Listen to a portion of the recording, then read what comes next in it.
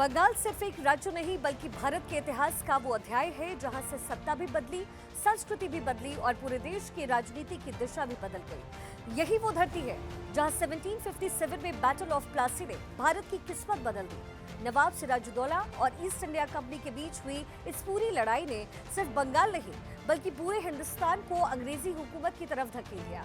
प्लासी की हार के बाद कलकत्ता, आज का कोलकाता, ब्रिटिश भारत की राजधानी बना और यहीं से अंग्रेजों ने शासन चलाया, व्यापार बढ़ाया और भारत की संपत्ति पर अपना अधिकार जमाया।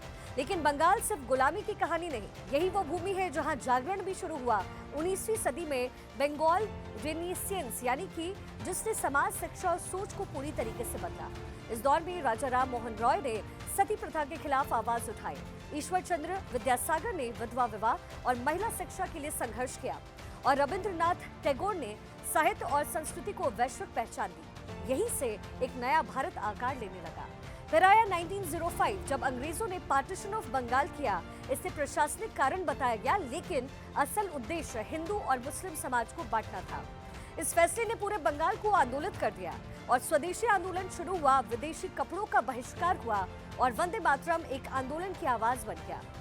इसी धरती ने भारत को सुभाष चंद्र बोस जैसा नेता दिया जिन्होंने आजाद हिंद फौज बनाकर अंग्रेजों को सीधी चुनौती दी और कहा, तुम मुझे खून दो, मैं तुम्हें आजादी दूंगा। लेकिन आजादी से ठीक पहले बंगाल ने अपना सबसे दर्दनाक अध्याय भी देखा है।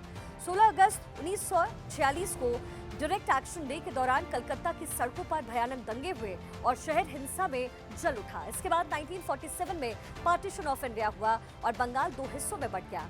एक हिस्सा भारत का वेस्ट बंगाल बना और दूसरा ईस्ट पाकिस्तान, जो बाद में बांग्लादेश बना। इस बंटवारे ने लाखों लोगों को बेघर जरूर किया। आजादी के बाद बंगाल में वामपंथ का दौर फिर शुरू हुआ। 34 साल तक लेफ्ट फ्रंट ने राज्य पर शासन किया और इसी बीच 1967 में नक्सलबारी अपराइजिंग ने एक नए आंदोलन को जन्म दिया, जहां किसानों ने संघर्ष के दौरान नक्सल आंदोलन की शुरुआत की। बंगाल की राजनीति अब विचारधारा, संघर्ष और सत्ता का मिश्रण बन चुकी थी।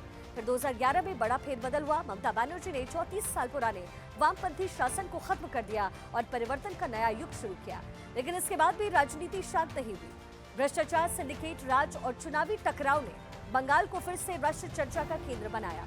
आज भी सवाल यही है कि क्या बंगाल सिर्फ एक राज्य है या भारत की राजनीति का सबसे बड़ा मंच? प्लासी से लेकर पार्टीशन तक, नेताजी से लेकर के नक्सलबाड़ी तक और लेफ्ट से लेकर के आज की राजनीति तक, बंगाल सिर्फ इतिहास नहीं है बल्कि एक जीवित कहानी है। और शायद इसलिए कहा जाता है, अगर भारत को आपको समझना है तो पहले बंगाल को समझना होगा।